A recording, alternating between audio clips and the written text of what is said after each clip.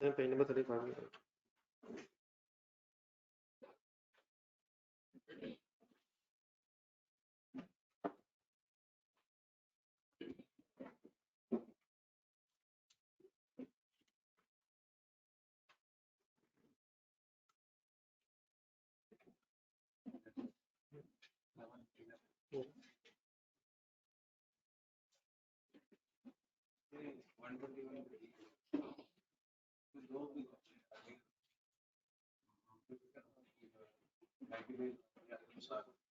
नहीं, 2 साल नहीं है। 90 डेज के बाद राइट ऑफ रिटर्न है बस। या वो 2 साल के बाद उससे पैसे देंगे ना, कितने दिन में रिटर्न कर सकते हैं? तो 90 डेज के बाद अगर रिटर्न नहीं उसने किया तो सेल रिकॉर्ड हो जाएगा। फाइनेंसिंग इफेक्ट 2 साल की वजह से मेरे क्वेश्चन पढ़ा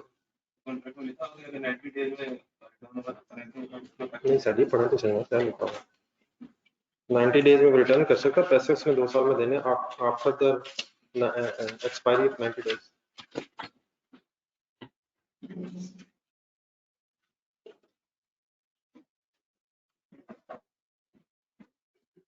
पेमेंट कर दी उसने 2 साल बाद में, पहली लाइंस पढ़ में।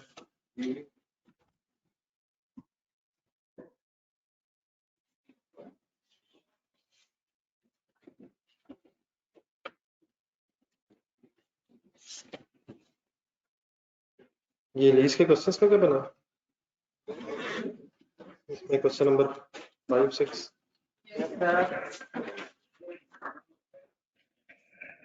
क्वेश्चन नंबर 5 की तरफ बी रिक्वायरमेंट नहीं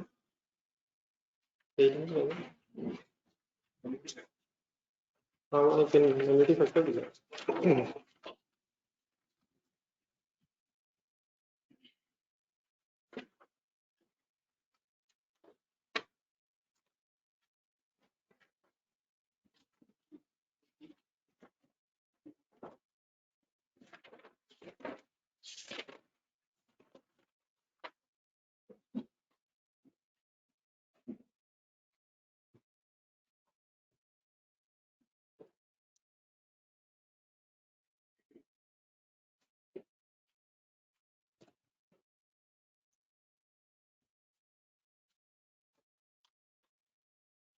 ये लेसी की बुक्स में कितने से एंट्री होंगे?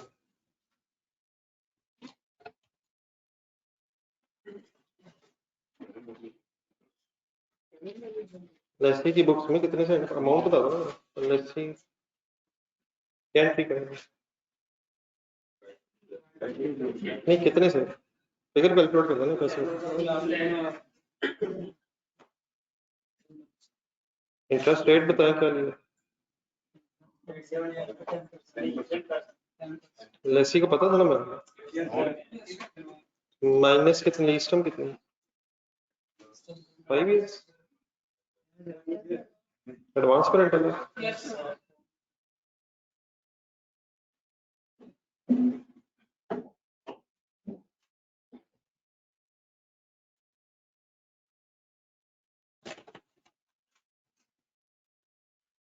ये कैलकुलेटर पे लिखेगा तो 1 माइनस 1 प्लस 0.1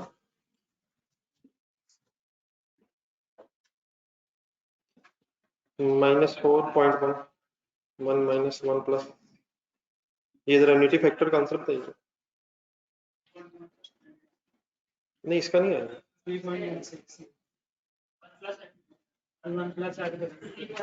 1 माइनस 1 प्लस आई माइनस 4.1, इसका आंसर आएगा तकरीबन 3.16 समथिंग चल रहा है। तो आपके पेज नंबर 332 के एंड पे ना 4.16 दिया हुआ है। तो ये 1 प्लस इसलिए हुआ ना क्योंकि एक रेंटल एडवांस में जो पहला रेंटल है उसका न्यूटी फैक्टर तो 1 ही है, ठीक है, तो 1 प्लस करके दिया हुआ। मतलब कैलकुलेटर्स अलाउड है मेरा नहीं ख्याल, अगर आपको ये डिस्काउंट रेट दिया इवन देन आपको मेरे पास सॉल्व कर लेना चाहिए। तो 3.16 बनता है, लेकिन वहाँ 4.16 क्यों दिया हुआ? एक रेंटल एडवांस में है, उसका फिर पेनल्टी फैक्टर 1 दिया। ये और तो नहीं मसला इसमें?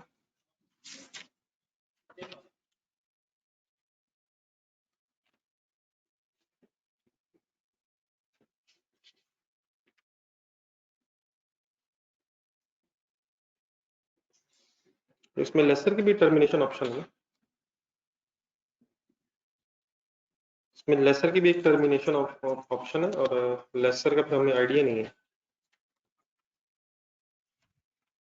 चलिए कल अपने कंसोलिडेशन का देना टेस्ट, उसके बाद फिर एक लीज कब देना है यार टेस्ट? कंसोलिडेशन में IFRS 9 अब है, तो दे दे मेरे ख्याल अभी मत कर देना। ट्रेन में 35 निकालना, 33 या 35? ठीक है, क्वेश्चन नंबर 2 का हो गया।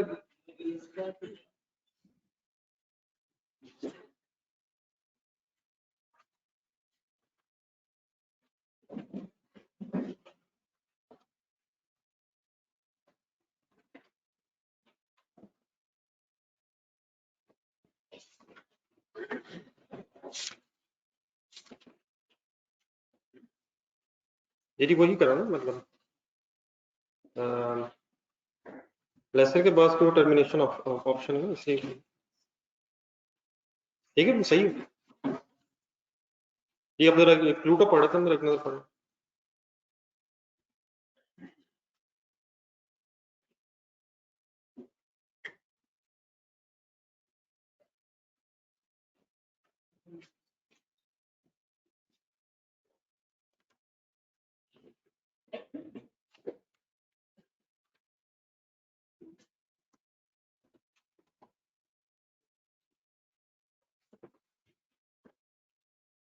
एक जरा रिवाइज करना, जरा क्या करना चाह रहा था।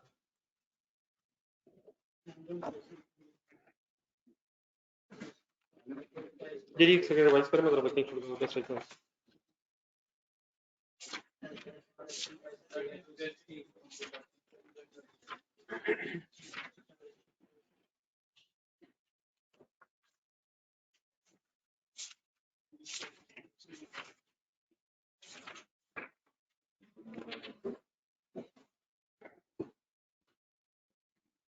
ये सब बस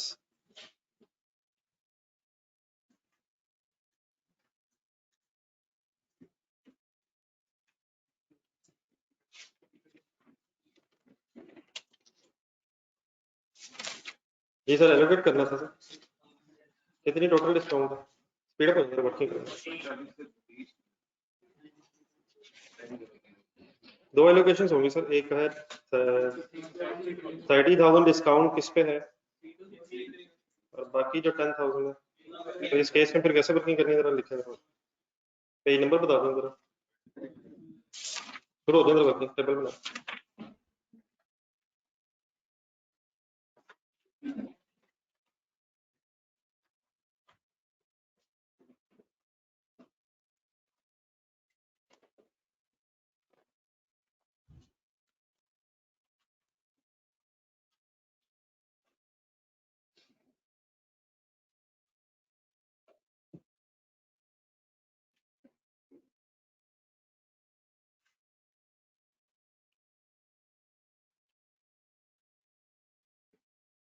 जब दो स्टेप्स में टेबल बन जाएगा नंबर, फर्स्ट स्टेप में किस किस को कंसिडर कर लेंगे?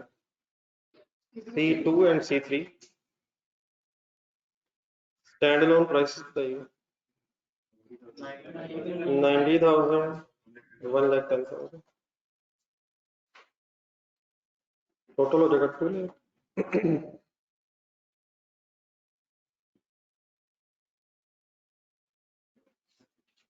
अब कितने रुपए एलोकेट हो जाएंगे? 170,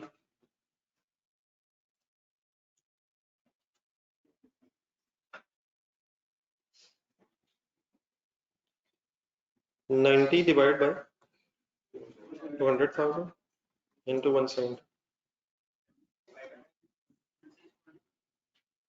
ये फाइनल करना 76,500।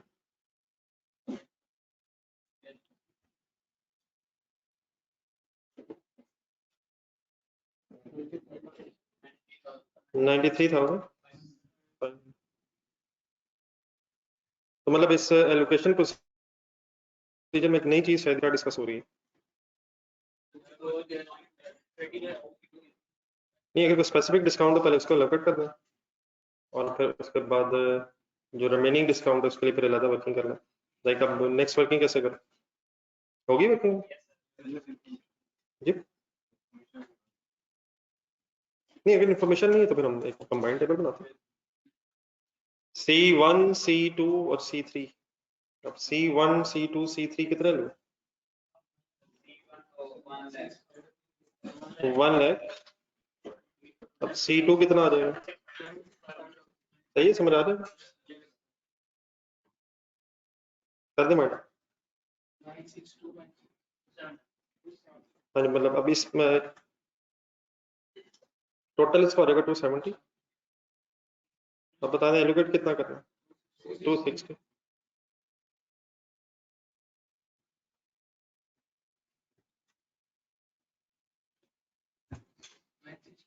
करना करना फाइनल।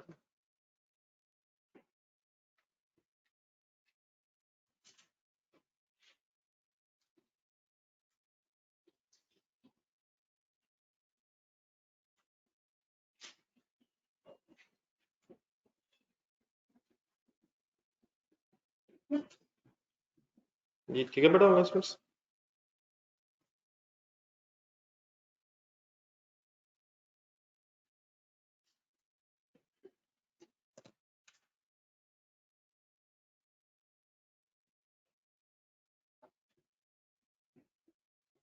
नहीं, वर्किंग तो मेरे ख्याल कोई इशू नहीं है असल में, समझ आ रही है जो बात हो रही है।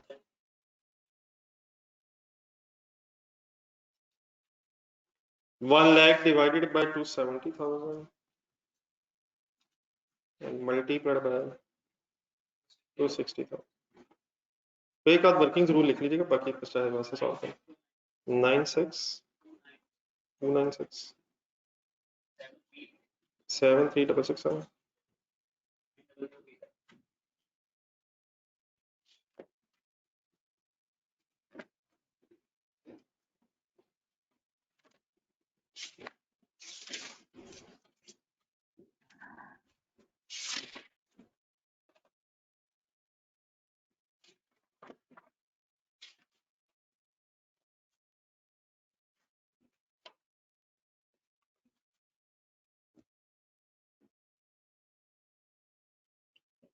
ओके जी, प्लीज पेज 56 निकालें, एक और थोड़ी सी वर्किंग कर लेंगे। Page number 56, question Stupa Limited Part A।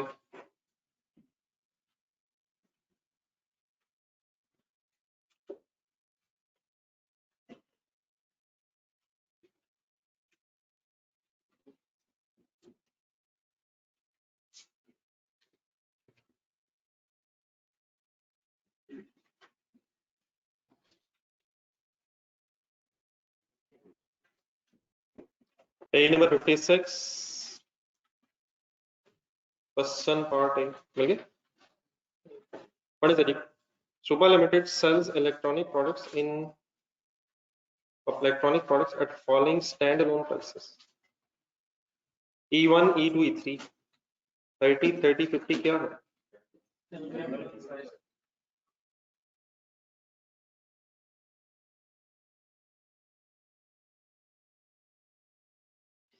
आपसे required है calculate the transaction price to be allocated to each product under each of the following independent scenarios. Number 1, SL offered to sell 1 unit of each product for rupees 90,000. 1 unit of each of the products. SL regularly sells 1 unit of E2 and 3 together for, ये तो करनी जल्दी से खुद से करो, ये part 1 करने, पार्ट 2 फिर मैं करता हूँ आपके साथ। सबको सर खुद से इंडिविजुअली डिसाइड है। स्पीड अप हो जाए सर, स्पीड अप हो जाए।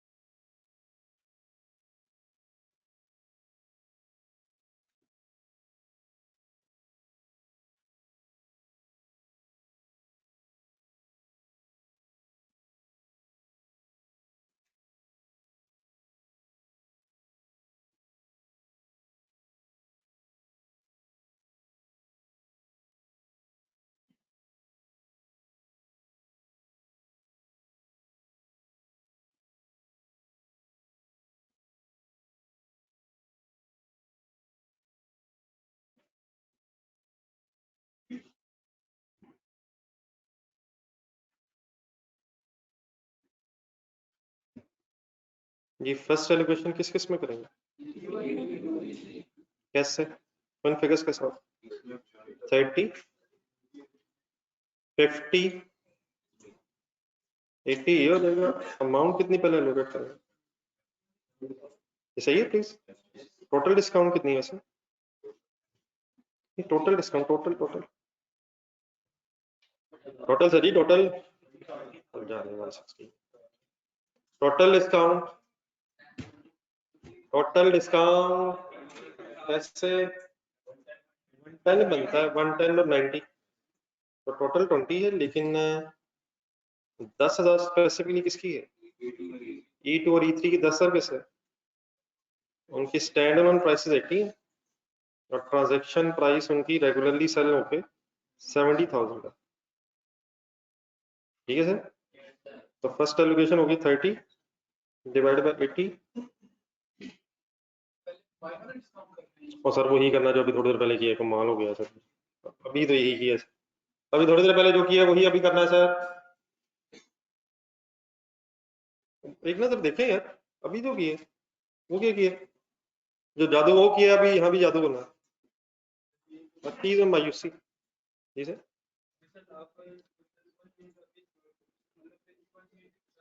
नहीं, 1 unit of each product, her product का एक एक यूनिट है, 1 यूनिट ऑफ ईच प्रोडक्ट है, 1 यूनिट ऑफ ईच प्रोडक्ट। पिछला सवाल देखें यार, प्लूटो तो अभी पढ़ते हैं, पढ़िए किधर, पेज नंबर 35 पे, in case PL offers to sell 1 carton of each product, वहां कार्टून और यहाँ यूनिट, कितने कितने यूनिट्स भेजे, E1 E2 E3, E1 भेजना है, 2 भेजना, 3 भेजना, तीनों का एक एक यूनिट भेजना, तीनों का एक एक यूनिट भेजना, क्योंकि लगता था प्राइसेस दी हुई है। जी सर, कितने एलोकेट हुए सर, 2625 4375 मिल गया सभी। अब क्या करें, E1 E2 E3 में क्या करें, कैसे, फिगर्स फिगर्स 30 26 43 सर, और अभी इसमें कितना रुपीस लिखे, ट्रांजैक्शन प्राइस 90,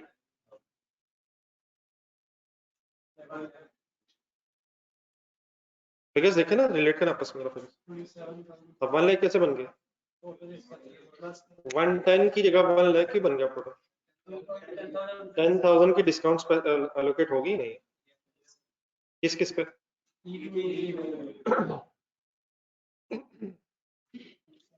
नहीं बना, बाल को कंफ्यूजन प्लीज, आप हो गए clear.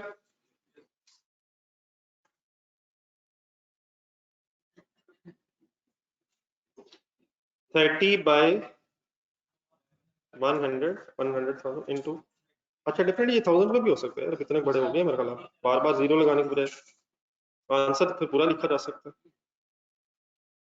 30 bye 100 into 90, 24,000, 27,000, 23,625, 39,375। Any confusion sir? Online students, अब फॉलोइंग टू इंडिपेंडेंट सिनेरियोस लिखा हुआ है, पॉइंट 2 पढ़े, शुरू करें, मैं 1 मिनट बाद आपके साथ मिलता हूँ, कंसंट्रेशन से पढ़ा। ये ऑनलाइन स्टूडेंट्स क्लियर हो गए,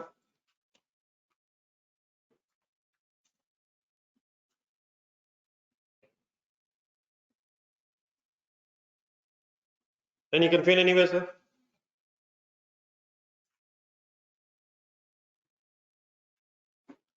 जी पॉइंट 2 सर, हाँ पहले इसकी ट्रांसलेशन कर देंगे, अब ये अलग सिनेरियो है, tell 1 unit E1 and 2 units of E2 for rupees, what is 104,000, अब क्या करूं, कैसे, किस किस पे, नहीं पहले नाम बोले प्रोडक्ट्स के, प्रोडक्ट्स के नाम, E1 E2 किधर गया, वो नहीं बेच रहे, E1 कितने बेच रहे हैं, तो 30,000 stand on price, B E2 E3 sorry E3 कितने बेच रहे हैं, तो 50 हो गया, वो कैसे, E1 के कितने यूनिट्स बेच रहे हैं और बी E3 के सॉरी, तो यहाँ बेटा फिर कैसे आ जाएगी फिगर, 50,000 इंटू 2 हो जाएगा। अब इसमें कोई स्पेसिफिक डिस्काउंट तो नहीं है, इसमें कोई ये तो नहीं बताया E1 पे इतने डिस्काउंट, ये E3 पे, बस सब सिंपली क्या होगा, दोबारा पढ़ने दो सेंटेंस, E1 का 1 यूनिट, E2 के 2 यूनिट्स मिला के कितने पे बेच रहे हैं, 104,000 पे। तो अब जब आप stand alone prices find out करेंगे तो E1 की 30,000 और E3 की 1 लाख कैसे,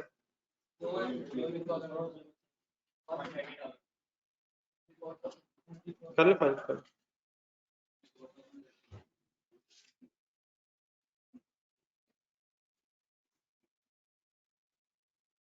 E1 का 1 और E3 के 2,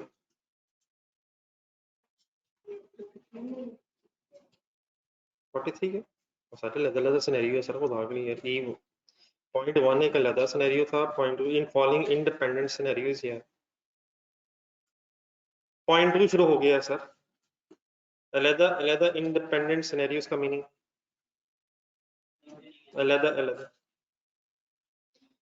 30 by 130 into 104 24। अच्छा वैसे दो ही अगर प्रोडक्ट्स हों तो एक फिगर अगर आ गई हो और अगर सही आ गई, और अगर सही आ गई तो दूसरी भी आ सकती है।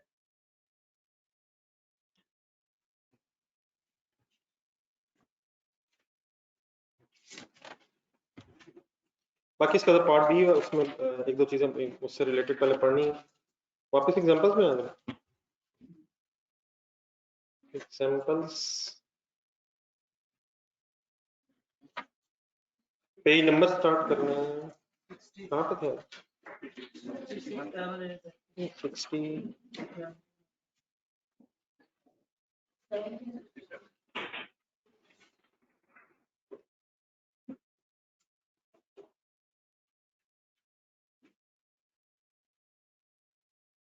एग्जांपल 15 से शुरू करो।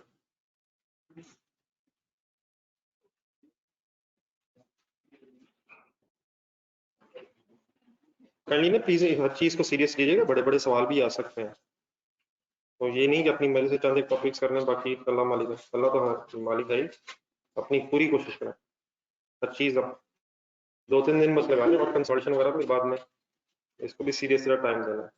तो पढ़ने पहले छोटे छोटे सिनेरियोस, ये 1-2 दिन पहले कॉन्ट्रैक्ट एसेट की गेम आई थी, मेरा ख्याल वो सेम सिनेरियो शायद रिपीट हो रहा है, तो पढ़ने जरा मिसाल के साथ। एग्जांपल 15 पेज नंबर बता दो, 72। On 1st January 8, an entity enters into a contract to transfer product A and B to a customer in exchange for 1,000। ये जरा पढ़े, जरा पीछे जरा सा।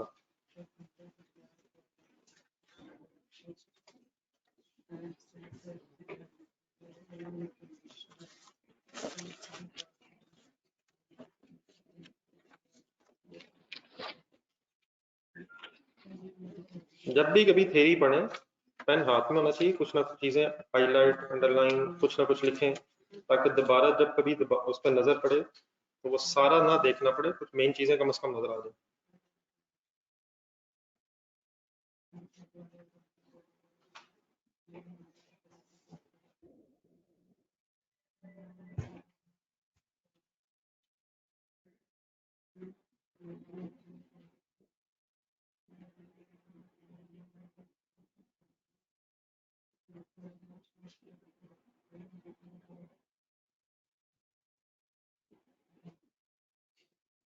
तो अगर स्पेसिफिक डिस्काउंट है तो पहले उसको एलोकेट कर देंगे, और एलोकेशन के रिजल्ट में जो रिमेनिंग जो नई फिगर्स आ जाएंगी फिर उनको दोबारा कंसिडर करके जो प्रोडक्ट रह गई है रिमेनिंग डिस्काउंट एलोकेट हो या रिमेनिंग ट्रांजैक्शन प्राइस एलोकेट हो जाएगी। जब ट्रांजैक्शन प्राइस हम वर्ड यूज करते हैं तो स्टैंड अलोन प्राइस और ट्रांजैक्शन प्राइस में जो डिफरेंस होता है वो फिर एलोकेट हो जाता है ना डिस्काउंट वाला। तो पहले स्पेसिफिक डिस्काउंट अगर है और फिर देन जो ओवरऑल डिस्काउंट।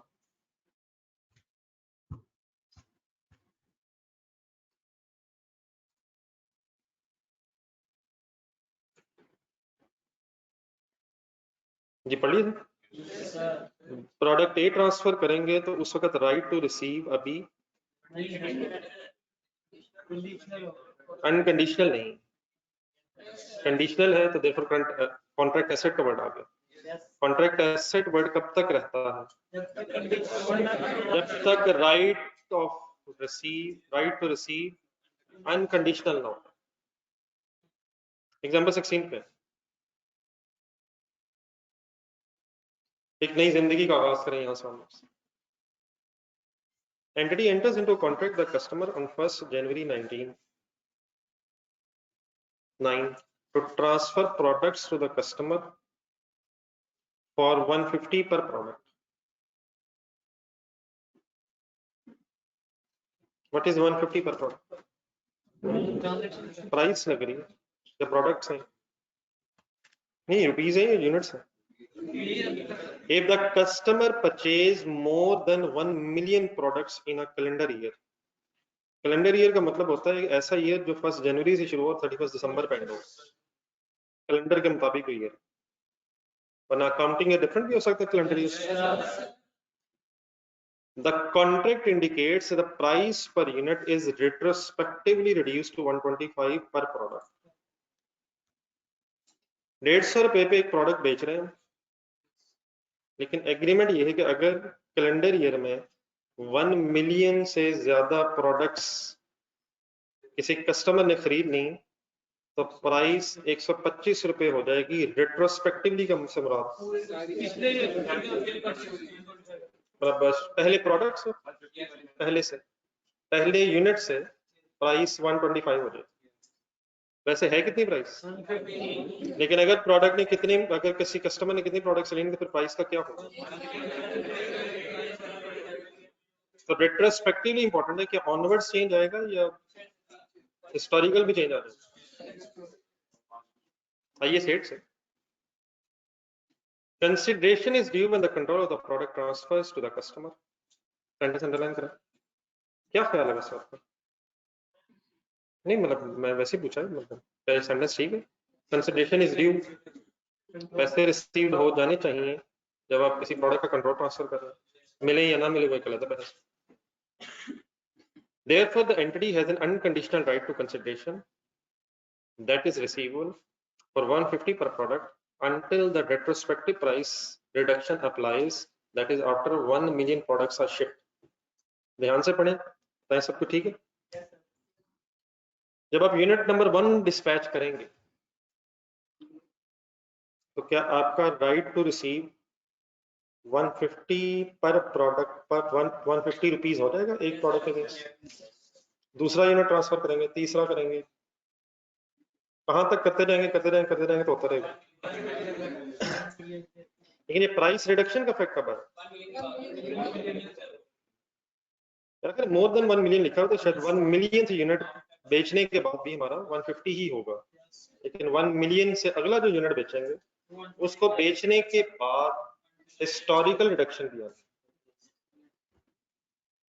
लेकिन ये जो सेकंड लाइन में लिखा हुआ है कि therefore the unconditional right to consideration means receivable for 150 per product will be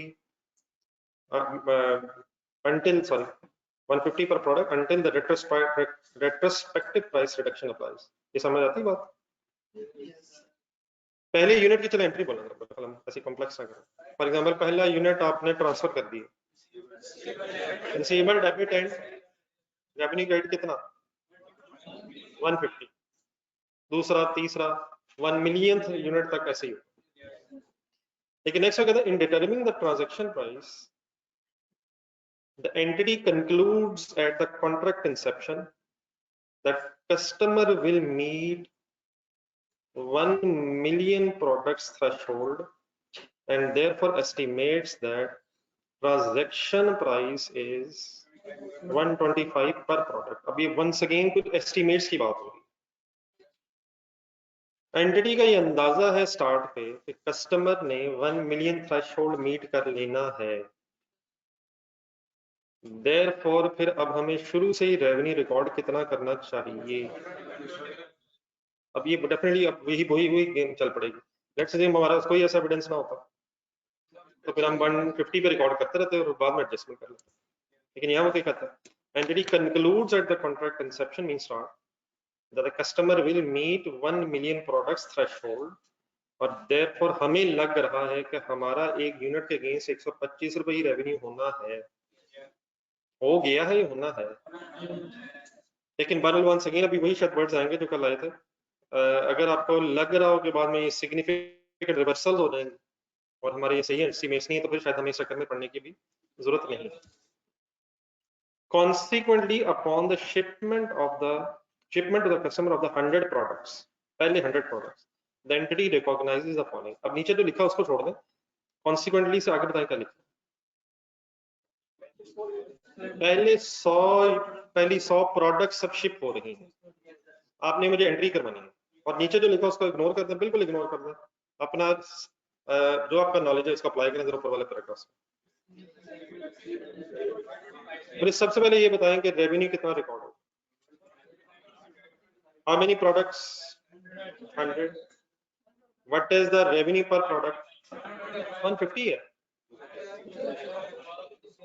दोबारा पढ़िए, व्हाई नॉट 150?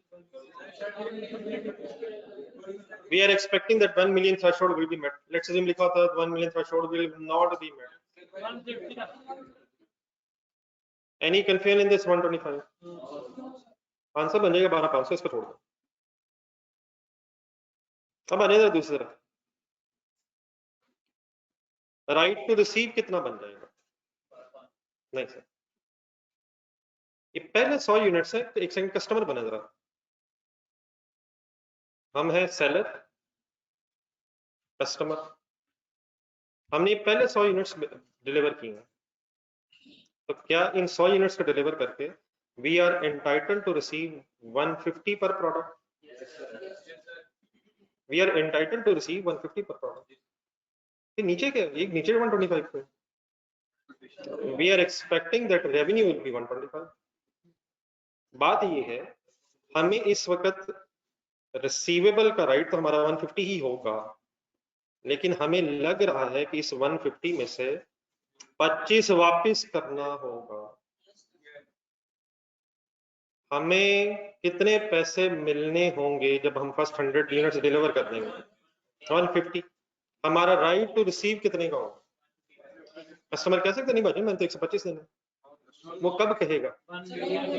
एग्रीमेंट ये वो डेफिनेटली कहेगा, लेकिन कब कहेगा? तो इन 100 प्रोडक्ट्स को ट्रांसफर करके हमारा राइट टू रिसीव जो अनकंडीशनल हुआ, अनकंडीशनल जो हुआ है वो 150 का ही है।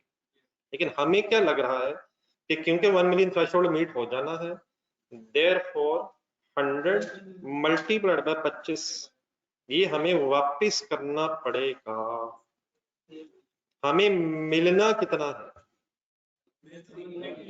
150 के हिसाब से मिलना है, लेकिन हमें लग रहा है उसमें से हम 125 कमा सकेंगे और बाकी 2500 या 25 पर प्रोडक्ट हमें वापस करना है। तो रिसीवेबल कितना? 15,000 एंड पेएबल टू कस्टमर कितना? एक रिफंड लायबिलिटी वाली याद है कुछ? क्या मतलब हमारी स्टोरी? 15,000 का राइट टू रिसीव अनकंडीशनल है, ये कंडीशनल? ये अनकंडीशनल हो गया हुआ है। कितने यूनिट्स पकड़ा के कितने पैसे हमारा मिलने का राइट अनकंडीशनल हो गया।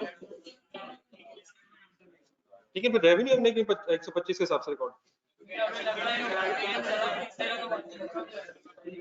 तो बाकी जो 2500 बनता है ये हमारे मुताबिक रिटर्न करना पड़ेगा। अब फॉर एग्जांपल ईयर एंड तक आके लेट्स से थ्रेशोल्ड मीट ना हो, तो पेएबल डेबिट और रेवेन्यू क्रेडिट हो जाएगा, रेवेन्यू क्रेडिट हो जाएगा। तो इसका मतलब ये 25 पर प्रोडक्ट हमें वापस नहीं करना, हमारी इनकम है। लेकिन अगर वापस सपोज करना पड़ ही जाए, तो रादर देन के पहले हम इनकम ओवर स्टेट कर लें, अगर हमें पहले ही लग रहा है कि हमारी इनकम 125 के हिसाब से होगी, तो बाकी बैलेंस फिलहाल एक लायबिलिटी के तौर पर रिकॉर्ड। ये कुछ मेरी बात समझ आए प्लीज? मैं कहना क्या चाहता हूँ, दोबारा जरा सुने, एग्जांपल देखते जरा। पहली 100 प्रोडक्ट्स बेच के हमारी इनकम कितनी हुई है? हमारा ख्याल है कि हमारी इनकम 125 के हिसाब से हुई, क्योंकि हमारा ये ख्याल है कि कस्टमर 1 मिलियन थ्रेशोल्ड पूरा, ये थ्रेशोल्ड से पता है मतलब लिमिट 1 मिलियन की लिमिट पूरी कर देगा, 1 मिलियन से ऊपर चला जाएगा। लेकिन अगर ये जो हम यूनिट्स डिलीवर कर रहे हैं ये आपकी स्टार्टिंग यूनिट्स है, तो कस्टमर अभी इनके अगेंस्ट हमें 150 के हिसाब से ही पैसे देगा और हमारा राइट भी बनता है, लेकिन हमें ये लग रहा है कि उसमें से 25 पर प्रोडक्ट हमें वापस करने पड़े, इसलिए रिसीवेबल के साथ साथ एक लायबिलिटी भी रिकॉर्ड हो रही है। तो नीचे एक एंट्री लिखी हुई, लेकिन अपने हाथ से इसी तरह एक्सप्लेन करेंगे। कॉन्ट्रैक्ट लायबिलिटी कवर्ड सिर्फ एडवांस फ्रॉम कस्टमर के लिए, वो भी लिख सकते हैं, लेकिन अभी तो जो मैं कह रहा हूँ पहले ये करना है। इसे रिफंड लायबिलिटी फिलहाल करना शुरू करना, वो कॉन्ट्रैक्ट लायबिलिटी वरना कोई मसला नहीं है, वो सिर्फ एडवांस फ्रॉम कस्टमर ही है, लेकिन लिखा जा सकता है कॉन्ट्रैक्ट अगेंस्ट लायबिलिटी। ये कॉस्ट ऑफ सेल की एंट्री होनी चाहिए, लेकिन मतलब उसकी कॉस्ट की हमारे पास इंफॉर्मेशन नहीं है। कॉस्ट ऑफ सेल भी रिकॉर्ड होनी चाहिए 100 प्रोडक्ट्स के लिए। Cost of sale, debit, stock, credit, ये एंट्री बिल्कुल ठीक है, होनी चाहिए। रेवेन्यू तो रिकॉर्ड हो रहा है, 100 प्रोडक्ट्स की जो भी कॉस्ट है पर ना उसको रिकॉर्ड होना चाहिए। एक सेकंड,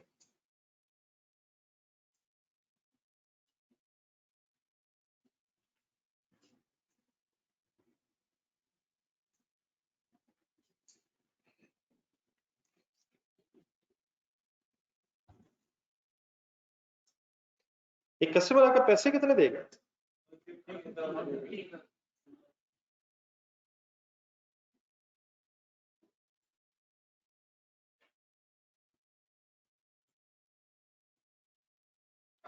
एक कस्टमर आपको इसके अगेंस्ट पैसे कितने देगा? क्या एंट्री करेंगे? सपोज अगर 150 मिलेगा या 125 मिलेगा? फिलहाल 150 मिलेगा, लेकिन सब्सिक्वेंटली फिर एडजस्टमेंट होगी अगर थ्रेशोल्ड मीट होगी 1 मिलियन से का थ्रेशोल्ड मीट होगी, उससे ऊपर प्रोडक्ट चले। ये ठीक है बेटा ऑनलाइन स्टूडेंट्स? तो सर पैसे मिलना तो रेलिवेंट ही नहीं है, पैसे मिले हैं या नहीं मिले। पैसे मिल गए तो कितने मिलते हैं? 150, और अगर नहीं मिले तो आप एंटाइटल भी कितने के? 150, लेकिन ये 25 लाइबिलिटी की बन गई, ये हमारे अंदाजे का मतलब। एक इसी तरह की इसकी पढ़ ली इस एंट्री के नीचे 2-3 लाइनें लिखी पढ़ा, इस वक्त ना ये वर्ड्स पढ़ के बार बार हजम करने की जरूरत है। ये जो एंट्री लिखी हुई आपके पास, उसके नीचे 2 लाइनें और हैं। The refund liability means payable to customer represent a refund of 25 per product, which is expected to be provided to the customer for the volume-based rebate. Volume-based rebate means volume-based discount. Difference between 150 price stated in the contract that the entity has an unconditional right to receive and 125 estimated transaction price of this contract, जिसमें हम 100 units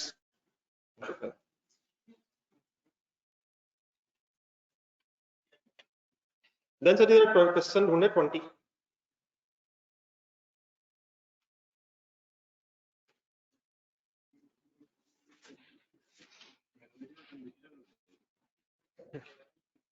हाँ जी, liability जो है हमें फिलहाल लग रहा है हमारी लाइबिलिटी है, लेकिन अल्टीमेटली हो सकता है ये लाइबिलिटी इनकम में कन्वर्ट हो जाए या कैश में सेटल करनी पड़े। लेकिन बहरहाल ये प्लीज क्लियर रखिएगा, बहुत दफा इसमें बात आएगी एस्टिमेट किए जा रहे हैं, लेकिन एस्टिमेट इस तरह नहीं कि बस हम वैसे ही बैठे को टॉस शॉस किया, होगा नहीं होगा, हेड टेल होगा तो हेड आएगा, इस तरह नहीं है। मतलब केयरफुल एनालिसिस होगा, और अगर उस केयरफुल एनालिसिस के रिजल्ट में हम किसी सही एस्टिमेट तक नहीं पहुंच सकते तो फिर शायद एग्जांपल 7 कल की थी, एक नजर देखें एग्जांपल 7, अगर कोई हिस्टोरिकल एविडेंस नहीं है, ट्रांजैक्शंस नहीं है, हमें नहीं पता क्या होगा, तो फिर शायद हमें इन एस्टिमेट्स की बेस पर अपने रेवेन्यू रिकॉर्ड करने की तरफ नहीं जाना चाहिए। फिर बेहतर है कि हम वेट कर रहे हैं, ये नहीं कि पहले हम रेवेन्यूज रिकॉर्ड कर रहे हो फिर हम रिवर्स कर रहे हो, इस तरह के स्टैंडर्ड में कोई अलाउड नहीं है। हाँ, ये जरूर हो सकता है कि एस्टिमेट आपने कोशिश पूरी की, लेकिन सबसेक्वेंट एस्टिमेट्स में चेंज आ जाए, वो डेफिनेटली हमारी शायद ह्यूमन कैपेसिटी से बाहर चीज है। एग्जाम्पल 20 पेज नंबर बताइए जी। Page number 75 volume discount incentives, इससे मिलती जुलती है, लेकिन शायद अब आप हेल्प कीजिएगा। An entity enters into a contract with the customer on 1st January 18 to sell product A for rupees 100 per unit. If the customer purchase more than 1000 units of product A in a calendar year, the contract specifies that the price per unit is retrospectively reduced to 90 per unit. Consequently, the underlying the consideration in this contract is variable. आप agree करेंगे? क्या क्यों variable? 100 भी 100 है लेकिन 90 तक हो सकती है, तो चेंजिंग वेरिएबल मींस चेंज हो सकती है। For the first quarter ended 31st March 18, the entity sells 75 products, 75 units of product A to the customer. The entity estimates that the customer's purchase will not exceed the 1000 unit threshold required for the volume discount in the calendar year.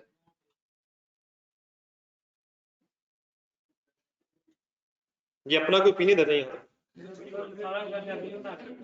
75 multiplied by क्या करना है, 100 या 90, double entry, लेकिन entry लिखनी है आपने 2-3 entries. पहले जरा अगला पैराग्राफ पढ़ो। The entity determines that it has significant experience with this product and with the purchasing pattern of the entity. Thus, the entity concludes that it is highly probable that a significant reversal in the cumulative amount of revenue recognized, that is 100 per unit in this case, will not occur when the uncertainty is resolved, that is when the total amount of purchases is known. फिलहाल uncertainty है, हमें नहीं पता 1000 होंगे या नहीं होंगे, लेकिन हमारा अंदाजा ये है कि जब वो 1000 यूनिट्स पूरे हो, मतलब जब तक ये कॉन्ट्रैक्ट कंप्लीट हो जाए, जब ये कॉन्ट्रैक्ट कंप्लीट हो जाएगा तो हमारा ये जो अंदाजा ये इंशाल्लाह रिवर्स नहीं होगा। तो क्या कॉन्सिक्वेंटली हम 7500 का रेवेन्यू रिकॉर्ड कर लें? 7500 कैसे बना? डबल एंट्री बताइए। रेवेन्यू कितना? 75 into 100, 7500। और क्या इतना ही रिसीवेबल? इसमें कोई पेबल वाली बात तो नहीं है? लिखे एंट्री इस पैराग्राफ के साथ जरा कोशिश करेंगे।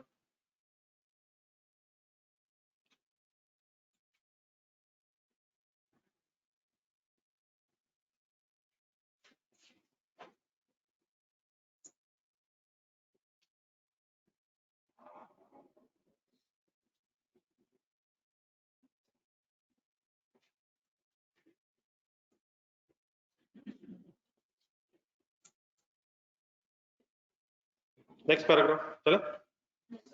In May 18, first quarter end was 31st March. In May 18, the entity's customer acquires another company, and in the second quarter ended 30th June 2018, the entity sells an additional 500 units of product A to the customer. First quarter में कितने बेचे थे?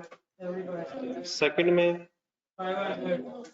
In the light of the new fact, इस नई हकीकत की रोशनी में, the entity estimates that the customer's purchase will exceed. Customer ने एक नई कंपनी खरीद ली है, शायद बिजनेस बड़ा हो गया, अब लग रहा है कि 1000 यूनिट्स का थ्रेशोल्ड एक्सीड हो जाएगा in the calendar year, and therefore it will be required to retrospectively reduce the price per unit to 90. Is it a change in estimate or an error?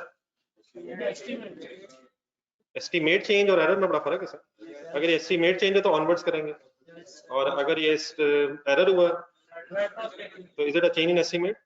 नई इंफॉर्मेशन की रोशनी में पता चला कि अब हमें अब हमारा थ्रेशोल्ड वो मीट हो जाएगा, देयरफॉर अब शायद हमें 90 के हिसाब से वर्किंग करनी चाहिए, लेकिन सेकंड क्वार्टर के एंगल से 2 एडजस्टमेंट्स होनी चाहिए। नंबर 1, अपनी पिछली एंट्री देखेंगे, कितने से एंट्री हुई थी? तो क्या सबसे पहले तो ये एंट्री रिवर्स होनी चाहिए?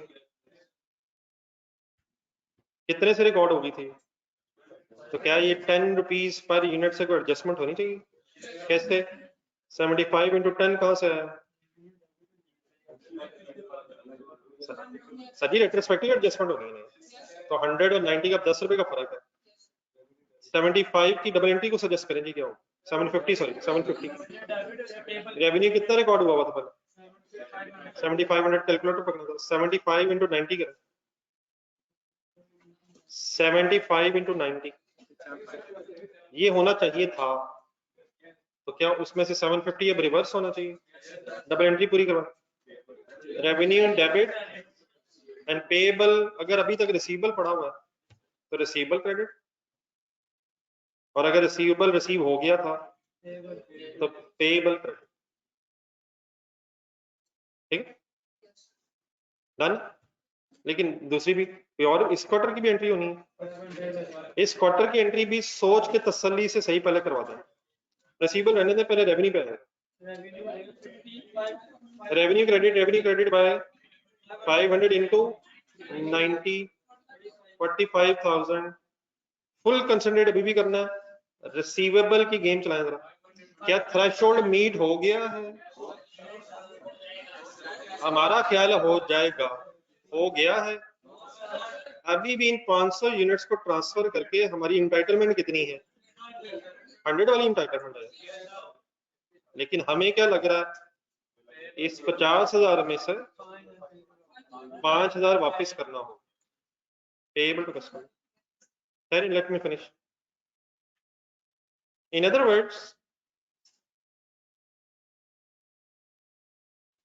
वर्ड्स ये जो 750 है और ये जो 5,000 है, ये शायद टोटल पेएबल टू कस्टमर है।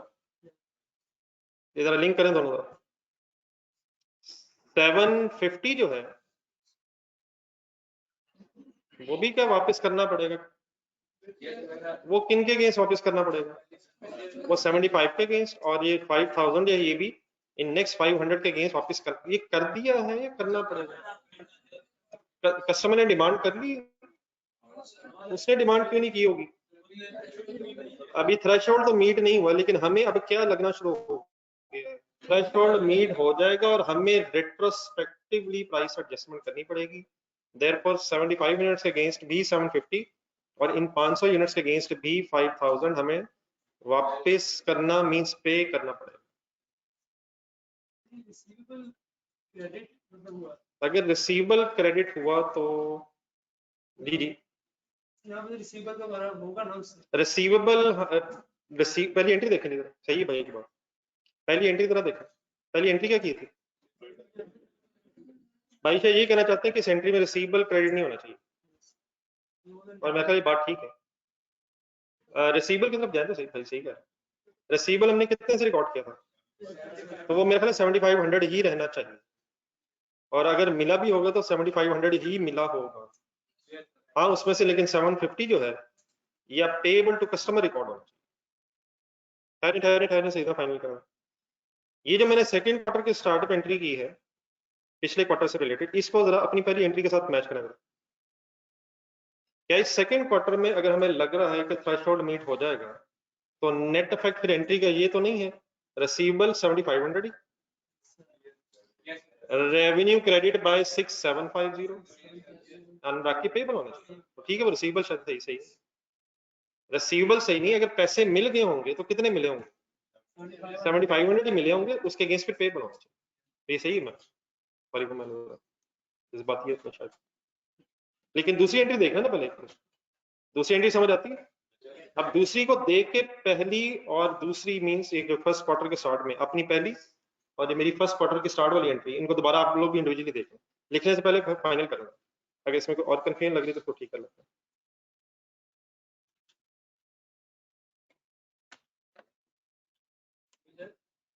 ये इधर जो सर लिखा हुआ है कि अगर कोई चेंजेस हुए तो उसको ठीक कर देते हैं, फिर रिट्रोस्पेक्टिवली रिड्यूस करेंगे साइड पे। ये इसके अकॉर्डिंग तो साथ हो जाता है। वैसे अगर इधर चेंज इन एस्टीमेट हो तो चेंज इन एस्टीमेट का पर्सपेक्टिव होता है, पर्सपेक्टिव ही तो है ना। और ट्रीटमेंट और एडजस्टमेंट रेट्रोस्पेक्टिव करनी है प्राइस की, ट्रीटमेंट प्रोस्पेक्टिव करना है, एस्टीमेट चेंज हुआ, प्राइस की एडजस्टमेंट रेट्रोस्पेक्टिव है। हमारा अंदाजा ये था कि हमें प्राइस रिडक्शन नहीं करनी पड़ेगी, वो हमारा अंदाजा बदल के अब हो गया कि करनी पड़ेगी सेकंड क्वार्टर में। तो उसका अकाउंटिंग ट्रीटमेंट सेकंड क्वार्टर में हो रहा है प्रोस्पेक्टिवली।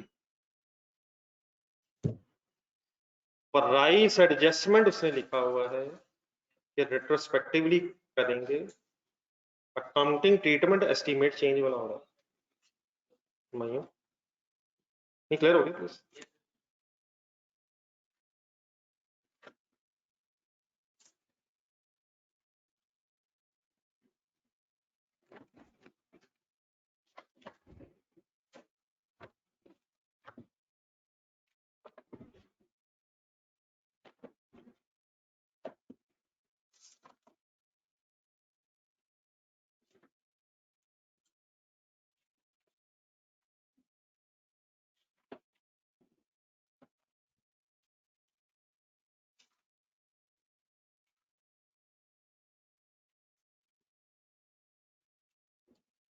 ये काइंडली जरा नोट करके बताना, स्पेस बन जाएगी।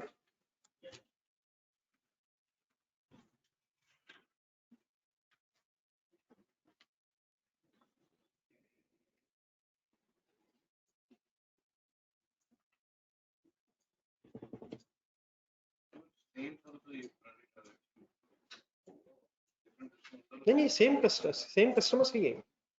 किसी एक कस्टमर के साथ एग्रीमेंट है कि हमने इतने यूनिट्स बेचने हैं, और उसके साथ ये एग्रीमेंट है कि अगर यूनिट्स किसी सर्टेन लिमिट से आगे चले जाएंगे तो फिर हम उसकी प्राइस कम कर देंगे।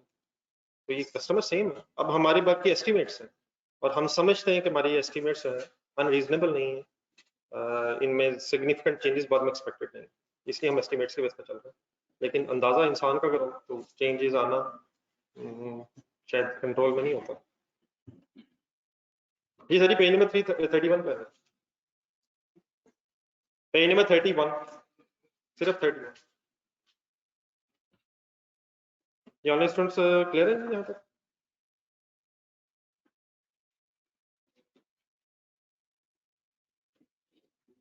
मेरी जरा कोशिश असल में ये है कि जरा एक ही तरह की चीज पढ़ के हम जरा बोर भी ना हो, कभी इधर जाए कभी इधर आए, होपफुली आप डिस्टर्ब नहीं हो रहे।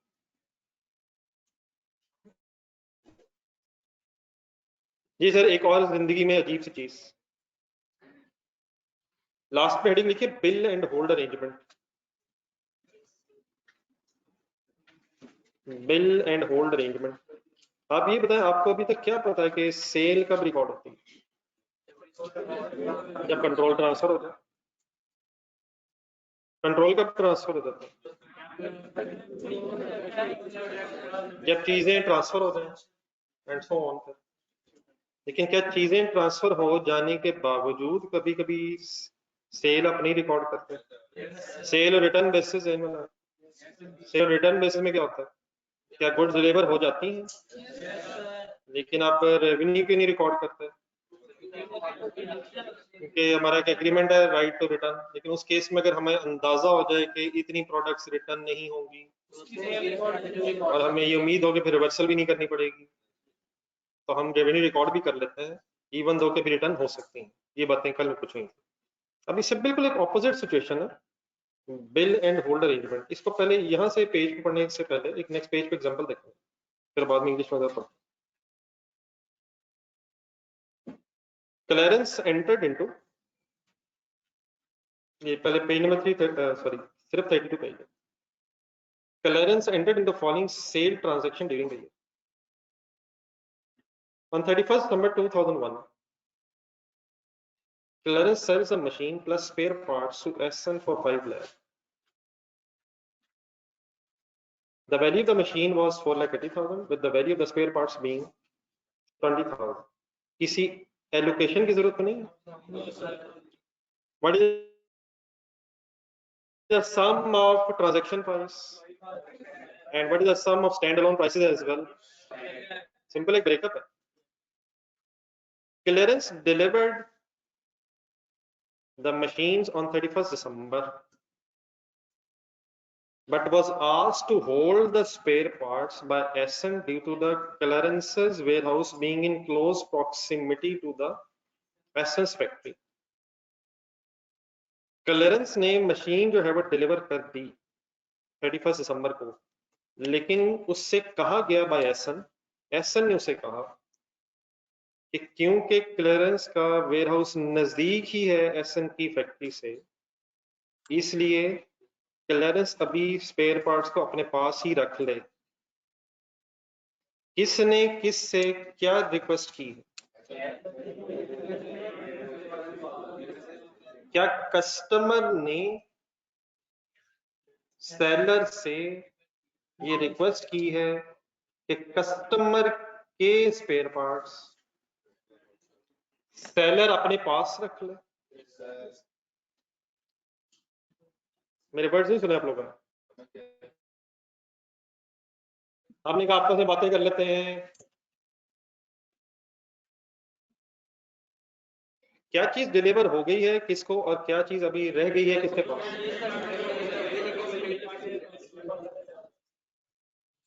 नेक्स्ट सेंटेंस लिखा है clearance expects to hold spare parts for 2 to 4 years। ठीक है, नई मशीन है शायद, लग रहा है क्लियरेंस को कभी जरूरत नहीं पड़नी एसन को, और 2 से 4 साल तक स्पेयर पार्ट्स उसके पास रहेंगे। किसके स्पेयर पार्ट्स किसके पास हैं? The parts are kept separately in a warehouse, cannot be used or sold by clearance, and are ready for immediate shipment at Essence request. ये सब कुछ उसने क्यों बताया? क्या ये स्पेयर पार्ट्स सेलर के अब है या बायर के? अलहदा पड़े हैं, सेलर इस्तेमाल नहीं कर सकता, बेच नहीं सकता, और रेडी है वो जैसे ही कस्टमर मांग लेगा। क्या सेल हो चुकी है? पर जाने दें यार, गुड्स तो किसके पास पड़ी है? Clarence agreed to the transaction as the holding cost would be insignificant. लेकिन यहाँ एक छोटा सा वर्ड में बदल रहा हूँ, लेट्स से इनसिग्निफिकेंट की जगह सिग्निफिकेंट हो, आप एक सेकंड क्लियरेंस बन जाए। अब सेलर मशीन का रेवेन्यू कब रिकॉर्ड करेंगे? नहीं मतलब डेट अवेलेबल नहीं है, 31 नंबर पे क्या मशीन का रेवेन्यू रिकॉर्ड करना है? स्पेयर पार्ट्स का रेवेन्यू कब रिकॉर्ड करें?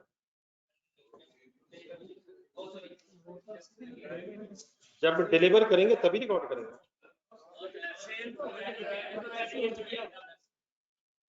क्या स्पेयर पार्ट्स का रेवेन्यू भी 31 दिसंबर को रिकॉर्ड करेंगे?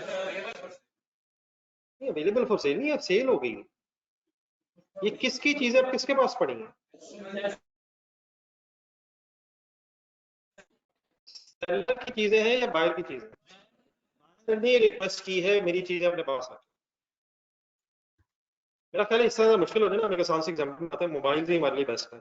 लेट्स से मैं एक मोबाइल खरीदने गया, किसी मोबाइल शॉप में ज़हनी तौर पर पहुंच जाएगा, आपने एक लाख रुपए वाला मोबाइल पसंद किया, डैडी से पैसे लिए हुए थे, अल्हम्दुलिल्लाह पसंद आ गया, पैसे दिए, मोबाइल लिया, लेकिन जैसे ही मोबाइल ले लिया अचानक याद आया यार किसी जगह जाके खाना खाना चाहिए,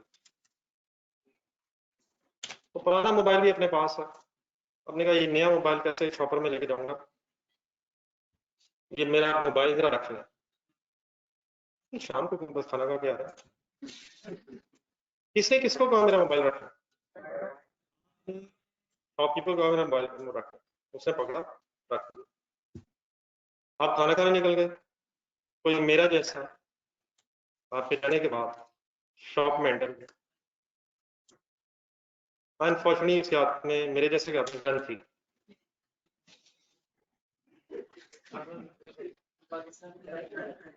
मेरे जैसे अनफॉर्चुनेटली थोड़े से हैं,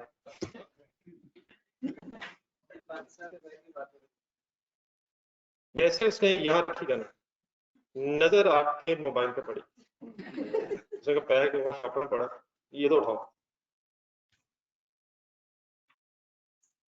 आप वापस आएंगे और उससे कहेंगे भाईजान मेरा नया मोबाइल है। ये एक अलग इशू है कि अगर नेग्लिजेंस उसकी है तो आप नहीं मानते, वरना बताइए नुकसान किसका? क्यों? अगर ये प्रूव हो जाए कि उसने कोई नेग्लिजेंस नहीं, उसने खास तौर पर नहीं कहा भाईजान ये वाला ले जाए, वो तो एक अलग इशू हो जाएगा अगर इसका होगा, लेकिन अदरवाइज ये किसका लॉस है? क्या रिस्क एंड रिवॉर्ड्स ट्रांसफर हो चुके थे? बाकी अगर उसने पूरी एफर्ट की, कोशिश की जो वो ह्यूमन नहीं कर सकता था, तो उसके बावजूद ये नुकसान आता। तो सिमिलरली एसन ने रिस्क एंड रिवॉर्ड्स कब एक्सेप्ट कर दिए होंगे? बाकी अब वो क्या चाहता है, एसन क्या कह रहा है कि क्योंकि उसकी फैक्ट्री नजदीक है तो रादर देन वो लेके अपने पास फैक्ट्री में नहीं रखते, तो उसने कहा ये क्लियरेंस की फैक्ट्री में स्पेस अवेलेबल है, बल्कि आप थोड़ा क्लियरेंस एक सेकंड दोबारा पढ़ें, अगर ये कॉस्ट ऑफ होल्डिंग सिग्निफिकेंट होती तो इवन देन आप शायद कोई कस्टोडियल चार्जेस भी उसे ले रहे हो, क्या वो भी आपका राइट बनता? तो इस वक्त तो इनसिग्निफिकेंट है, देखो शायद 5 लाख रुपए में 5 लाख जरा ढूंढे पाएंगे, 5 लाख में सिर्फ मशीन और स्पेयर पार्ट्स के पास है, अगर ये सिग्निफिकेंट होते तो क्या ये आपका राइट बनता कि आप रखने के भी कोई चार्जेस लेते हैं? और अगर रखने के लिए चार्जेस लेते फिर ये 5 लाख शायद 3 परफॉर्मेंस ऑब्लिगेशंस पे डिवाइड होना चाहिए, कौन कौन सी? Machine, spare parts and custodial services, समझ आ रहे हैं? कस्टोडियल रखने के चार्जेस, और अकॉर्डिंगली मशीन और स्पेयर पार्ट्स का रेवेन्यू तो शायद 7-8 उसी दिन रिकॉर्ड हो जाना चाहिए था जिस दिन मशीन डिलीवर हुई है, और अगर ये स्पेयर पार्ट्स डिलीवर नहीं भी हुए तो ये सेल हो गए हैं। लेकिन ये जो कस्टोडियल सर्विसेज के पैसे हैं ये फिर over a period of 2 to 4 years depending upon के हमारा एस्टिमेट किया कि कितने हिस्से में हमने इन स्पेयर पार्ट्स को होल्ड करना है। लेकिन इस केस में क्योंकि इनसिग्निफिकेंट है क्या चीज, होल्डिंग कॉस्ट इनसिग्निफिकेंट है, देयरफॉर कस्टोडियल चार्जेस शायद है नहीं। लेकिन अगर होते तो फिर आप अपनी 5 लाख रुपए ट्रांजैक्शन प्राइस को 3 परफॉर्मेंस ऑब्लिगेशंस बोल दें कौन कौन सी, मशीन, स्पेयर पार्ट्स और कस्टोडियल सर्विसेज में डिवाइड करते हैं। मशीन का रेवेन्यू कब रिकॉर्ड करते हैं, 31 दिसंबर को। स्पेयर पार्ट्स जो फाइनल कर रहे हैं वो 31 दिसंबर को। ये हमारी नहीं रही, हमने रखी हुई है एसन के बिहार पर, ठीक है। तो this story is called as कि चीजें पड़ी हो और बिक रही हैं, चीजें बिक भी गई हैं और पड़ी भी हमारे पास है। This story is called as bill and hold arrangement, sale और रिटर्न बेसिस। और इसमें डिफरेंस जरा बताएंगे। सेल और रिटर्न बेसिस में चीजें चली जाने के बावजूद हम अभी रेवेन्यू रिकॉर्ड नहीं कर रहे होते, और यहाँ चीजें पड़ी होने के बावजूद हम रेवेन्यू रिकॉर्ड करने की बहस कर रहे हैं। पेन हाथ में रखें, 1 मिनट पहले इसका जरा आंसर पढ़े जरा।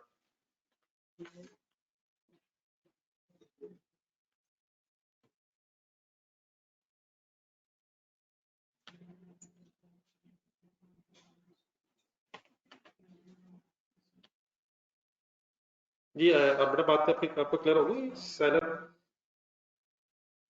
होल्डिंग कॉस्ट वाली जो मैंने बात की, पर्सनल एड्रेस हो गए, नेट वाली बेटा बहस नहीं है, पढ़े पढ़े आप लोग।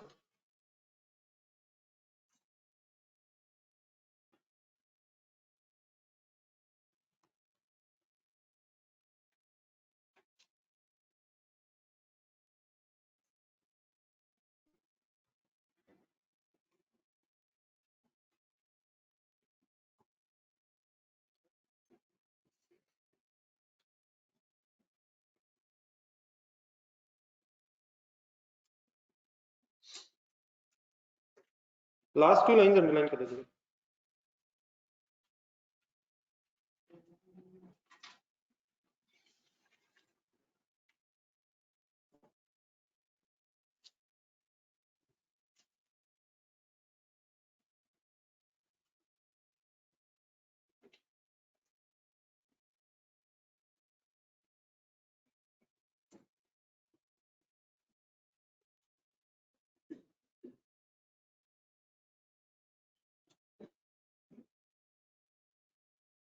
ये बात क्लियर है सर। तो मैंने ये थर्ड के एंगल से फिर नीचे एक छोटी सी डायग्राम बनी, एलोकेशन टेबल बनाने की कोशिश की। ये 5 लाख फिर किस किस में डिस्ट्रीब्यूट होता, लेकिन उस केस में डेफिनेटली फिर हमें कोई होल्डिंग कॉस्ट की भी कोई स्टैंड अलोन प्राइस चाहिए होती। लेकिन अगर वो ना मिलती तो हिम्मत कर लीजिएगा सही है।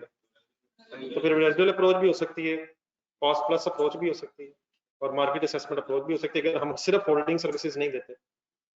स्टैंड अलोन प्राइस का मीनिंग तो क्लियर है क्या, अलग अलग के बेचते हैं। सपोज अगर हम होल्डिंग सर्विसेज अलग देते ही नहीं तो फिर हम ये सोचते हैं कि अगर लोग देते हैं तो कितने पे देते हैं, अगर वो भी नहीं पता तो कॉस्ट प्लस अप्रोच, वरना फिर रेजिडुअल अप्रोच। अब आइए पिछले पेज पे, तो सेंस समझ आ गई प्लीज। तो इस स्टोरी का नाम बस बिल्ड एंड होल्ड अरेंजमेंट है। अब जरा पेन हाथ में पकड़े जरा इंग्लिश में पढ़ रहा।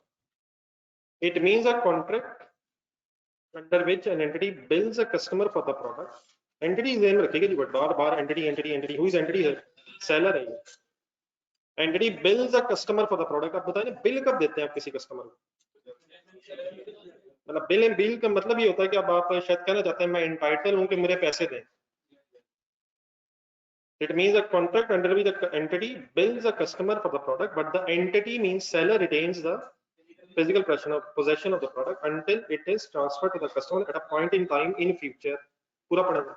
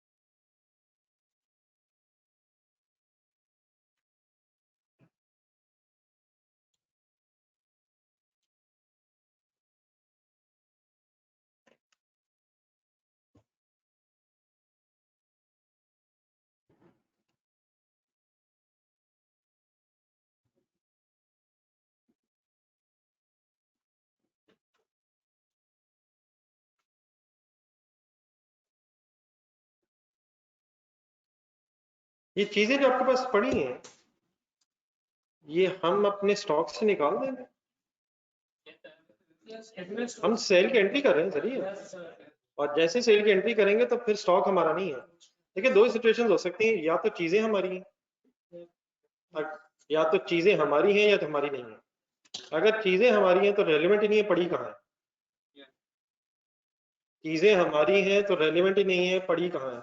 हमारे पास पड़ी हो या कस्टमर के पास पड़ी हो, हमारी ही है, तो स्टॉक विद कस्टमर डेबिट हो जाता है। लेकिन अगर चीजें सेल हो गई हैं तो हम सेल क्रेडिट करके कॉस्ट ऑफ सेल रिकॉर्ड करेंगे स्टॉक क्रेडिट कर।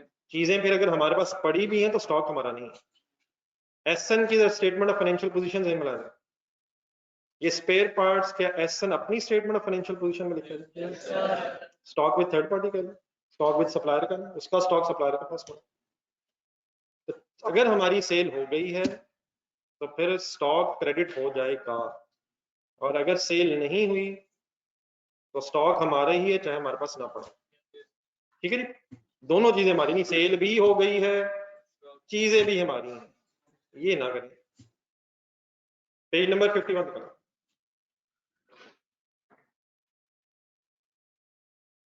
ये ऑनेस्ट फंड्स फाइनल है बता, या क्या हमारा है या क्या हमारा नहीं है। या स्टॉक हमारा है तो सेल नहीं हुई, और या स्टॉक अगर हमारा नहीं है तो फिर सेल होगी, या खुदा ना खासा लॉस हो गया। लॉस की एंट्री बोले स्टॉक के लॉस में।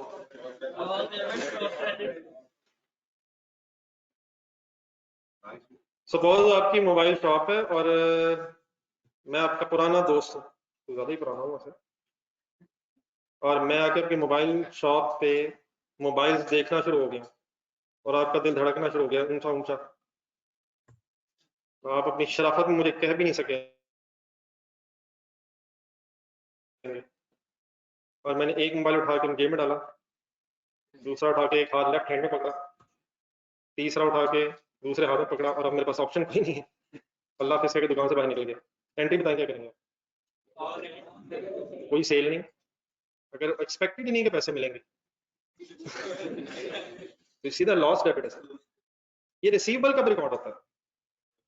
When the right to receive is unconditional, मतलब उम्मीद होती है, जैसे अगर आप चीजें बेच रहे होते हैं आपको पूरी उम्मीद होती है पैसे इंशाल्लाह मिलेंगे, अगर फर्स्ट करेंसी में डाउट है आप बेचेंगे नहीं। हाँ को जबरदस्ती ले जाए तो मजबूरी है आपकी। तो जो कल भी बात एक हो रही थी, डेटर डेबिट डजंट मीन्स कि बस हमें उम्मीद है, हमें पूरी उस वक्त उम्मीद होगी। हाँ सब्सिक्वेंटली समटाइम्स हो जाता है कि बैड डेट्स हो जाए। जी सर, पेज नंबर 51 पे अकाउंटिंग फॉर सेटलमेंट डिस्काउंट, ये वाली बहस FA1 में एक जमाने में शुरू हुई थी, और वो इसलिए शुरू हुई थी क्योंकि स्टैंडर्ड बदल गया था, और वो स्टैंडर्ड था IFRS 15, discount allowed discount received. जिन हजरात ने इंट्रो पढ़ी होगी बचपन में, डिस्काउंट अलाउड को हम इनकम स्टेटमेंट में लिखते थे ऑपरेटिंग एक्सपेंसेस में, और सर जी लिखते थे सर, और डिस्काउंट रिसीव को कहते हैं मदर इनकम में। लेकिन जब आप FA1 में आ गए थे तो वहां फिर ये बहस शुरू हो गई थी कि अगर डिस्काउंट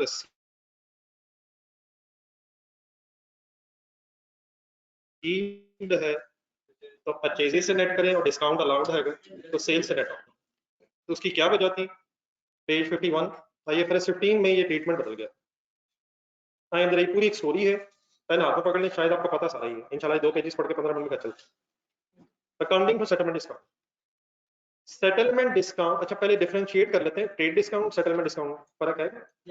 ट्रेड डिस्काउंट है नेगोशिएशन डिस्काउंट, इसका हम सबको आइडिया, बार्गेनिंग हुई, बहस शुरू हुई, बहस के रिजल्ट में प्राइस कम हो गई, ये है ट्रेड डिस्काउंट। सेटलमेंट डिस्काउंट का लिंक होता है अर्ली पेमेंट से, और अर्ली पेमेंट का कॉन्सेप्ट तभी आता है अगर क्रेडिट ट्रांजेक्शन, कैश अगर सेल है या कैश परचेज है तो उसमें तो बात उसी वक्त खत्म हो जानी है, आपने पैसे दे देने हैं या आपने पैसे ले देने हैं, और there is no concept of any early payment. Credit sale की एंट्री बताएंगे आपकी, debtor debit sale credit and credit purchase. अब यहाँ डेटर डेबिट का मतलब पैसे भी आए नहीं, क्रेडिटर क्रेडिट का मतलब पैसे भी दिए नहीं। अब आपकी एज अ सेलर कोशिश क्या होगी, जल्दी से जल्दी मिले। एज अ सेलर आपकी कोशिश होगी, क्रेडिट सेल तो आपने कर दी है, ख्वाहिश आपकी यही होगी कि पैसे जल्दी मिलें, जल्दी से जल्दी मिले। आइडियल फिर क्या कैश सेल करना है, लेकिन कैश सेल करने की वजह से बहुत सी आपकी सेल मिस हो सकती है। वो हजरात जो इमीडिएटली कैश नहीं दे सकते वो फिर आपसे सेल नहीं करेंगे, वो किसी और से कर लेंगे। इसलिए मजबूरन क्रेडिट सेल करनी तो पड़ेगी आपको, लेकिन फिर आपकी कोशिश होगी पैसे जल्दी मिले। फॉर एग्जाम्पल आपने 15 डेज एग्री करते हैं, लेकिन इवन देन आपकी ख्वाहिश होगी इससे भी जल्दी मिले। तो तरीका फिर ये होता है कि आप 10 दिन में फॉर एग्जाम्पल या 5 दिन में अपने कस्टमर से कहते हैं मुझे 5 या 10 दिन में अगर आप पैसे देंगे before the credit term, before the credit period ends, तो मैं आपको 1-2-3% एक्स्ट्रा डिस्काउंट दे दूंगा। तो ये जो एक्स्ट्रा डिस्काउंट दे दूंगा जल्दी पैसे देने की वजह से, ये जो सेलर है वो डिस्काउंट अलाउ करेगा और जो बायर है वो डिस्काउंट रिसीव करेगा। तो इसका लिंक किससे नहीं है, किससे है? निगोशिएशन से सच नहीं है, इसका अर्ली सेटलमेंट से। अब क्या डिस्काउंट अलाउ और डिस्काउंट रिसीव जरूर होगी, अब ये डिपेंड करेगा कस्टमर टाइम पे पैसे देता है या नहीं देता। अब ये कब पता चलेगा वो टाइम पे दे रहा है या नहीं दे रहा, ये फ्यूचर नहीं पता चलेगा। तो अब आ जरा ये सब कुछ सेम रख के हमारा इस वक्त जो बहस का हमारी जो सॉरी बहस जा रही है किस तरफ, वो सेटलमेंट डिस्काउंट की तरफ जा रही है, किसकी तरफ नहीं है। पढ़ के देखते हैं, मैं शायद बात मिल जाए। सेटलमेंट डिस्काउंट आल्सो नोन है, चले अच्छा वर्ड आगे, प्रॉम्प्ट पेमेंट डिस्काउंट। ये क्या होती है?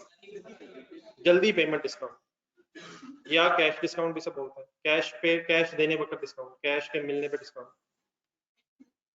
ब्रैकेट के बगैर पढ़ने, settlement discounts are offered to credit customers to encourage early payment of their account.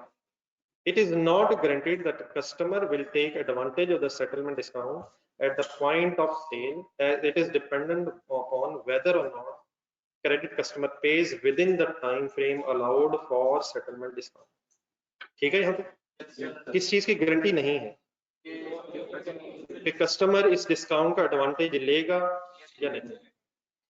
While applying IFRS 15 5-step model, third step requires, भागते रहे पहले पेज पर, that the entity to determine transaction price.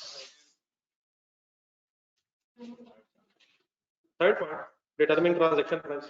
And what is transaction price? Which is the amount which the entity expects to be entitled.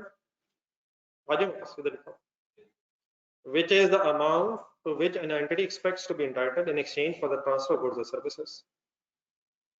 An entity is required to consider the terms of the contract and its customary business practices to determine the transaction price. IFRS 15 does not distinguish between कौन सी discount है कौन सी discount. अब trade discount negotiation discount अगर है, for example आप कुछ चीज खरीदने गए, आपके सप्लायर ने आपसे कहा कि 1000 रुपए की चीज है, आपने बहस की तो उसने कहा जी ठीक है चलो 900 दे दो, लेट्स से बात खत्म हो गई। आप बताएं परचेज की क्या एंट्री करेंगे? Purchase debit, for example cash credit चले कितने पे? 1000 रुपए क्यों नहीं? अब वो 1000 की बहस ही खत्म होगी, शायद 900 फाइनल सेल प्राइस। आप परचेज प्राइस कह रहे होंगे, वही सेल प्राइस की क्या एंट्री करेगा? Cash debit. तो ट्रेड डिस्काउंट में तो सेल और परचेज से नेट होना ही था। सेटलमेंट डिस्काउंट का भी ट्रीटमेंट वही है जो ट्रेड डिस्काउंट है। ये कह रहे हैं IFRS 15 में किसकी अब डिस्टिंग्विशमेंट खत्म हो गई। अगर सेल आपने की है तो चाहे ट्रेड डिस्काउंट हो या सेटलमेंट डिस्काउंट अलाउड हो, अब सेल से लेस करेंगे। और अदरवाइज जरा बात करें परचेजर के एंगल से, ट्रेड डिस्काउंट हो या डिस्काउंट रिसीव्ड हो, आप परचेज से लेस करें। मीन्स उसे वो जब परचेज करते वक्त डिस्काउंट मिली है या जल्दी पैसे देने की वजह से जो मिलेगी वो परचेज से ही नेट ऑफ। तो क्या ट्रेड डिस्काउंट तो नेट होती थी, लेकिन सेटलमेंट डिस्काउंट भी सेल और परचेज रिस्पेक्टिवली से नेट हो। मीन्स उसे standard is not distinguishing between which and which, trade discount and settlement discount. बाकी भी एक्सप्लेन करते हैं जी जी वो करते हैं, लेकिन जब भी वो होगी नेट से, अब उसके ट्रीटमेंट में डिस्टिंग्विश नहीं कर रहा हूं। बाकी डेफिनेटली अभी हमें नहीं पता, लेकिन अभी आप देखिएगा हमें पता भी नहीं लगना शुरू हो जाना। ये प्रेजेंटेशन है शायद। When settlement discounts are offered, the expected consideration is variable, पहले ये वेरिएबल आया करेगा, बार बार ये क्लियर होता है वेरिएबल। अगर आपने सेटलमेंट डिस्काउंट ऑफर की है तो क्या एक्सपेक्टेड कंसिडरेशन वेरिएबल हो सकती है डिपेंडिंग अपॉन कि डिस्काउंट अवेल की जाएगी या नहीं की जाएगी। As the amount the entity will actually receive is dependent upon the customer's choice as to whether it take advantage of the discount. Where a contract contains element of variable consideration, the entity should estimate, ये भी underline करने के लिए। अब यहाँ sir फिर once again concept ये आ जाएगा कि आप जब सेल करेंगे ना तो फिर आप उस वक्त एक एस्टिमेट करने की कोशिश करेंगे कि क्या कस्टमर डिस्काउंट अवेल करेगा या नहीं। अगर आपके पास हिस्टोरिकल एविडेंस मौजूद है और सिग्निफिकेंट रिवर्सल की उम्मीद नहीं है तो देन आप सेल के वक्त ही सेटलमेंट डिस्काउंट की एस्टिमेशन की बेस पर एडजस्टमेंट कर लेंगे। लेकिन अगर आपको उस वक्त सही एस्टिमेट नहीं है तो फिर आप सेटलमेंट डिस्काउंट तभी रिकॉर्ड करेंगे जब वो एक्चुअल इवेंट हो। ठीक है, तो ऐसे ही कोई खुदा न खासा कॉम्प्लेक्स करने की जरूरत नहीं है, एट द एंड बड़ा सिंपल सी चीज निकलानी है। ये लाइन समझ आ गई, where contract contains element of variable consideration the entity should estimate the amount of variable consideration. अब ये क्या वेरिएबल है लेकिन उसे एस्टिमेट करना है। The variable consideration is only included in the transaction price if and to the extent it is highly probable that its inclusion will not result in the significant revenue reversal in the future when the uncertainty has been subsequently resolved. I hope कि अब ये बात clear है। ये तभी हमने करना है अगर हमें लग रहा हो कि सिग्निफिकेंटली बाद में रेवेन्यू में रिवर्सल एक्सपेक्टेड नहीं है। When a business makes sale, when a business makes a sale, it does not know whether the customer will take advantage of the settlement discount or not. Therefore, this is dealt with as follows. आप इस तरह करेंगे, जो नीचे English में लिखा हुआ इसको पहले एक नीचे एग्जांपल में आ जाओ, फिर बाद में ये पढ़ लेते हैं बाकी सब। पेज नंबर 51 के एंड पे एग्जांपल कौन सा नहीं, अब इस वेरिएबल कंसिडरेशन को सिर्फ तभी कंसिडर करेंगे अगर ये हमें हाईली उम्मीद होगी कि सिग्निफिकेंट रेवेन्यू रिवर्सल फ्यूचर में नहीं हो।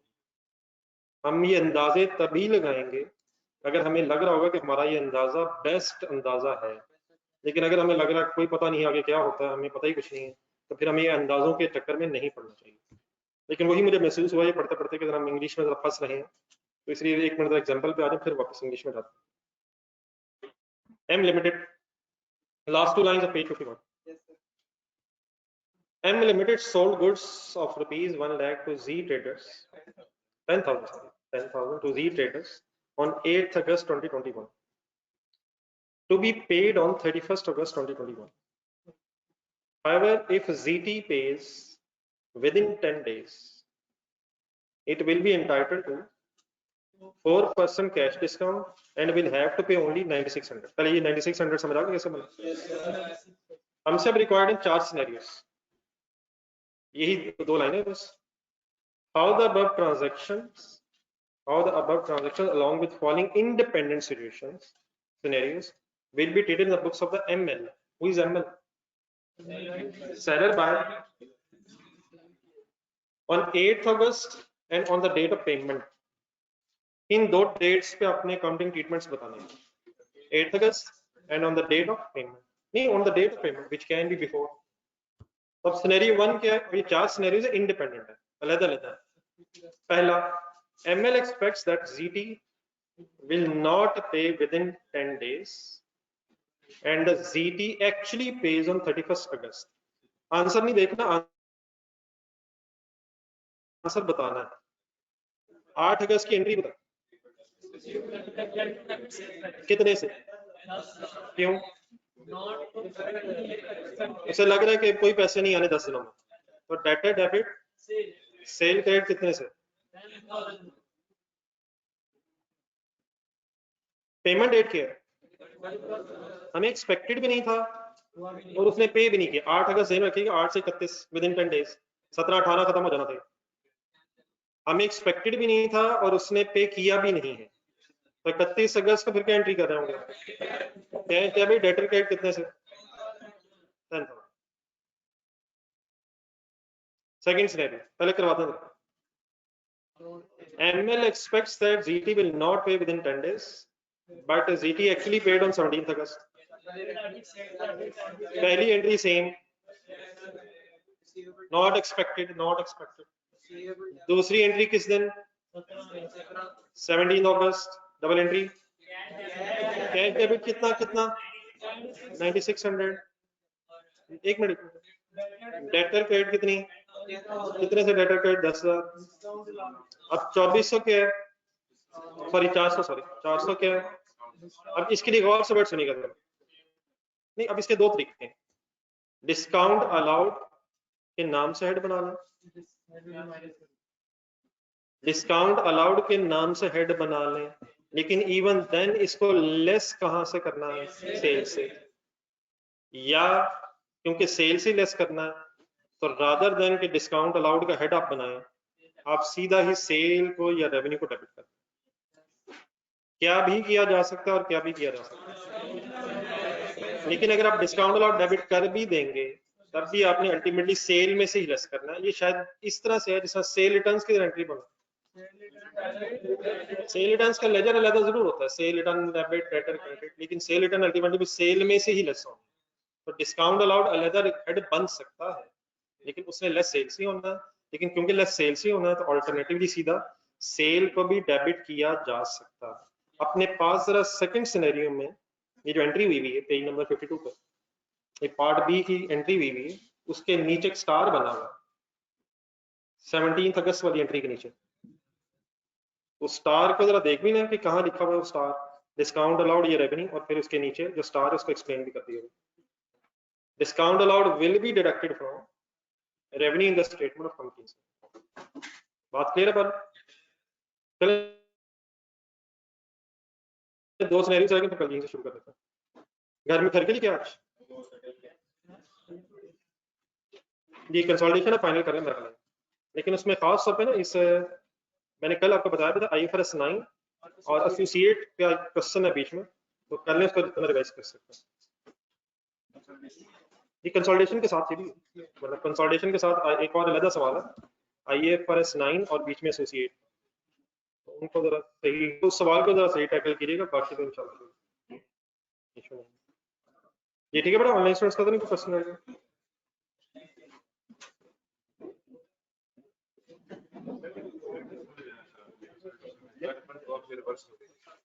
वो फिर इकट्ठा कर लेते हैं। नहीं, डिवेल्यूशन लॉस नहीं, मतलब एक्सपेंस डेबिट होना है, क्योंकि वो एक्सपेंस डेबिट होना एक्विजिशन डेट पे, तो एक्सपेंस डेबिट कर, लेकिन वो उसको उसी तरह से लिंक रखा हुआ ना हम लोगों ने, जिस तरह बैड डेट्स है, अगर एक्विजिशन डेट पे प्रोविजन बढ़ रही है बैड डेट्स, उसकी भी रिवैल्यूएशन करते हुए बैड डेट से भी डेबिट कर सकते हैं, लेकिन वो जितना at the date of acquisition है उसमें हमने एक सरप्लस और लॉस वर्ड रखा हुआ, तो वो तो वर्ड बदल सकता है, लॉस की जगह एक्सपेंस लिख, लेकिन होना एक्विजिशन डेट, बस ये बस वो ठीक वर्ड का, तो बस वर्ड का इशू नहीं है, करना कहाँ है वो इसलिए वर्ड लिखा। असल में वो सॉर्ट ऑफ हमारी fair value adjustment analysis equity में एट एक्विजिशन इफेक्ट आना ना, ये तो मसला है, हमने ये डेट ऑफ एक्विजिशन एंट्री की, हाँ, तो इसलिए वो रिवैल्यूएशन लॉस वर्ड लिखा हुआ, लेकिन अगर आप एक्सपेंस वर्ड लिख लेंगे तो उसमें हर्ज नहीं है, लेकिन करनी है एडजस्टमेंट नहीं, ये एक्विजिशन डेट पे एडजस्टमेंट है, इसलिए उसको लॉस के नाम से लिखा। लेकिन अगर आपको वर्ड डिफरेंट करना चाहे उससे फर्क नहीं पड़ता, एज लॉन्ग एज आपकी एडजस्टमेंट उसी जगह। ये डायरेक्टर्स ने डिसीजन किसने लिए? वही डायरेक्टर्स के पेरेंट के डायरेक्टर्स ने डिसीजन लिया at the date of acquisition, तो इसलिए आना उसने गुडविल की वजह से, ये असल बाकी बाकी है, वर्ड्स डिफरेंट हो सकते हैं। ये ऑनलाइन स्टूडेंट्स के तो नहीं कोई कंफ्यूजन है? तो ठीक है सर एक क्वेश्चन कर रहा था, तो इसमें तो सर ये इसमें लिमिट तो तय नहीं हुई कि इस इतने यूनिट्स आप बनाओ तो उसके ऊपर कितने बनाओगे? टाइम सेव की बेस पे, यूनिट्स की बेस पे नहीं, टाइम सेव की बेस पे इसमें बोनस है, तो टाइम सेव का पता है ये एक ये तो टाइम सेव की बेस हमारी बेसिक सैलरी होती है वो इन आवर्स में होती है, जिसने नो यूनिट्स में भी होती है, आधी रेट दी है भाई, आधी रेट दी है, ये तो उसने इसके ऊपर बेसिक सैलरी ली है, दोबारा उसने जो इसके ऊपर यूनिट जो शेयर 42 आवर्स है ना, इसके ऊपर में 6 के ऊपर वो दोबारा से सेल कर 6 इस पे विद रिमेनिंग, हां बाकी 6 है उसके प्रीमियम ओवर टाइम भी तो जो एक्स्ट्रा 6 12 और इसके मिला इसके नहीं है, इसके 42 पूरे उनको बोनस ओवर टाइम भी तो, तो इतने एक्स्ट्रा आवर्स उनको 50% बोनस ओवर टाइम देना, ओवर टाइम के पैसे